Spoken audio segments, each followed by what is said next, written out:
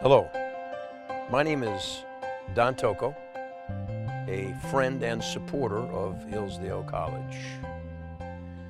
And I want to invite you to join me for the next while I take you through a remarkable journey of my experience having discovered Hillsdale College, been invited to Hillsdale College, and participated in many unique and wonderful programs with some of the finest students at any college in America. We have to go back 14 years to that fateful day when I opened my mailbox and there was an edition of the Imprimis. Not recognizing the literature, I almost threw it away.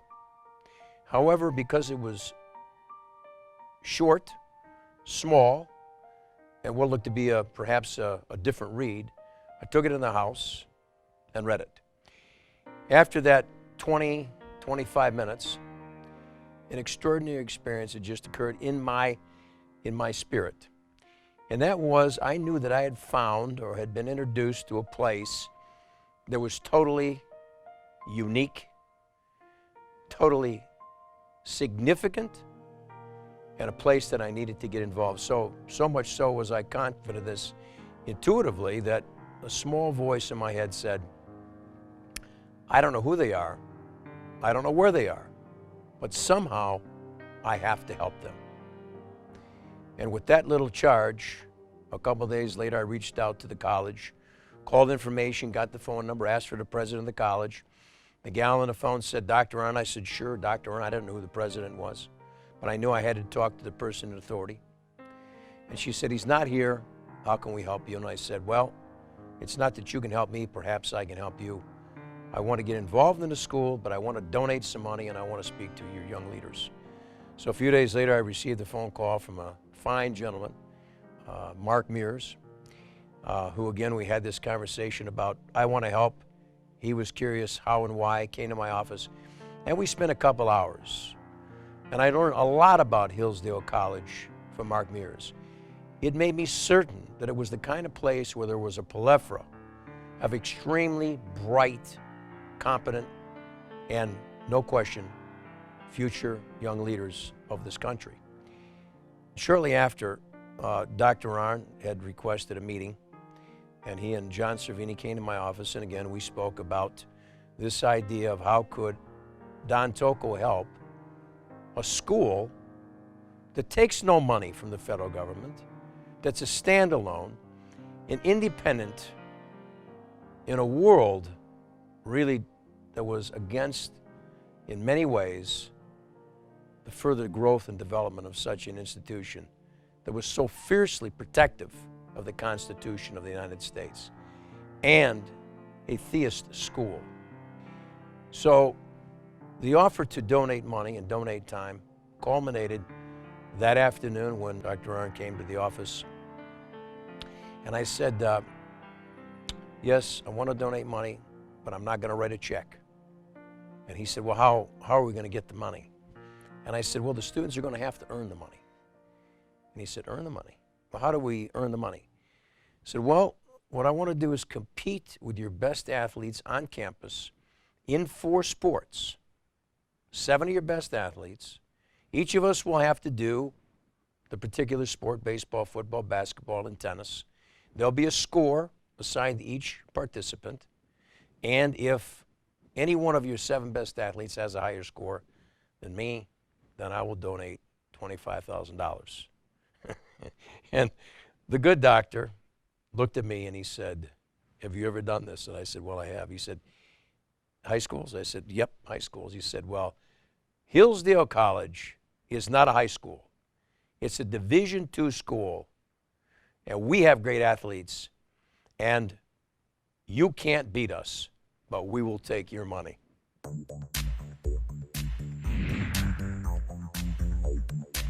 That first challenge, we in fact did execute all of these sports.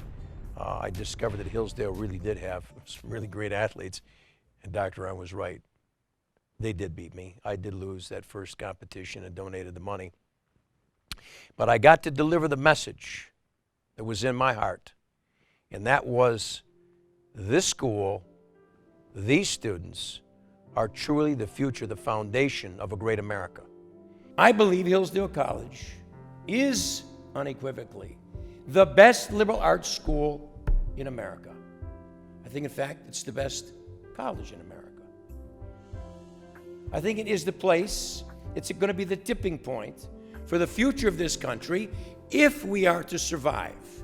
With a tremendous education that they receive here, they in fact would be developing the future for leadership and contribution at all levels, professionally, in their spirit, in their families, but not leaving out the important role that each of us must look at, and that is, what can we do for our country? Here you sit, passionate about your careers, passionate about your education, a love for this country, a love for learning about those things of Western civilization. You're special. 1844, college was launched, and this is what I believe about you. Every single year, this school attracts better and better students, academically, spiritually, and in your character. We frequently find many of our young leaders come from athletic teams because we learn as athletes to obviously be competitive, to suffer through the travail of the training that it takes, the punishment that it takes. You know, life has challenges, life has travail, life can be punishing, but a really good athlete is already ready and prepared for that.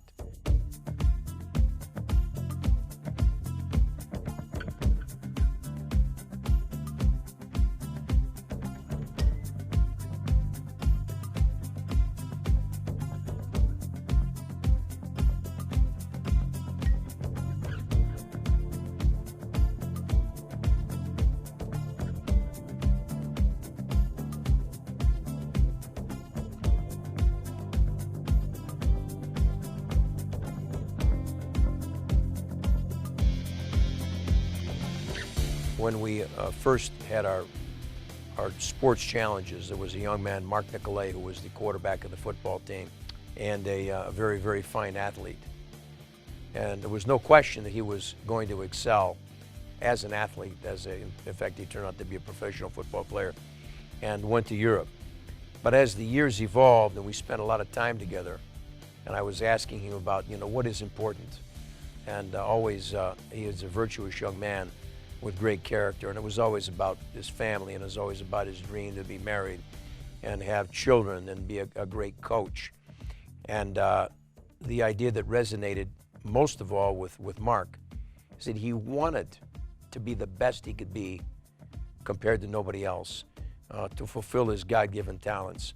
And it was such a joy and a privilege and a pleasure to meet a young man like this, because as he endeavored to be better based on the Tocco challenge, because as good as he was, let's face it, it takes a special person to want to win in a situation where you're competing against someone that would be older than your dad. We had a wonderful competition those years, and he told me later, after he graduated, that the challenge was the most exciting thing he did in athletics here, and it put more pressure on him than anything else, and he was an All-American quarterback here.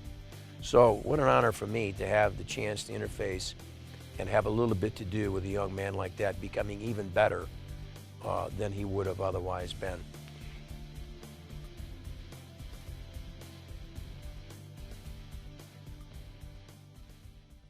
Another young man, Elliot Geiser, who I met as a freshman in Gary Wolfram's economic class.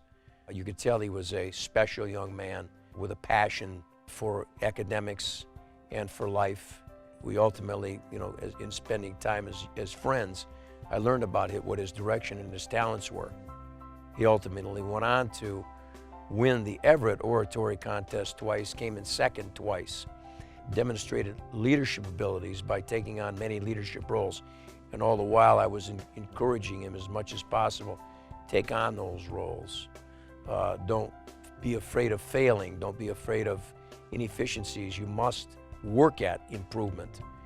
And then the very last day is very last day here at the school. We sat in Grucock, sipping a cup of coffee. And I said, so, Elliot, what's the plan? And I had encouraged him earlier to be an attorney. And he smiled and he said, I'm going to go to law school. I'm going to go to law school. I want to make a difference in the world. I want to get involved in politics at a high level. Today, he is a graduate of Chicago Law School and will be clerking in Texas with some of the high court judges. So examples of people who have gotten to know, help to mentor, and see them begin to take, their adult lives begin to take shape. As time went on and body parts start to wear out, I had a shoulder issue, so we had to eliminate tennis as part of the challenge. And I was thinking, what are we going to do to keep the balance? You know, 4 events is good. So what occurred to me is we have the sports for our physical stamina and utilizing, you know, our bodies. But what about the mind? What is the best sport of the mind? I think it happens to be chess. So I decided to bring chess into the as part of the format. So we had 3 sports of the body and 1 sport of the mind. And thinking also that since I play chess and a fairly skilled player, that it would also give me a little bit of an advantage in the competition, in the scoring. Much to my chagrin, the very first year, which was the 8th year, we integrated chess. The athlete with the highest score was required to play me in chess. So it turns out, fait accompli, the highest scoring athlete was also a math major. Carrying a 4.0 in math at Hillsdale College is quite significant. And lo and behold, what do you think his hobby was? You guessed it, chess. So the very first year the chess was integrated, who do you think won the chess match? Well, you're right, it was not me.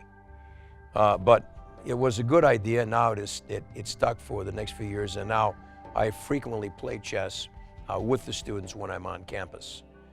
A terrific opportunity to watch them, how they think in terms of that offensive, defensive perspective, and the advanced moves which we have to have in life. We have to be planning our moves well ahead of time and easily learned in chess.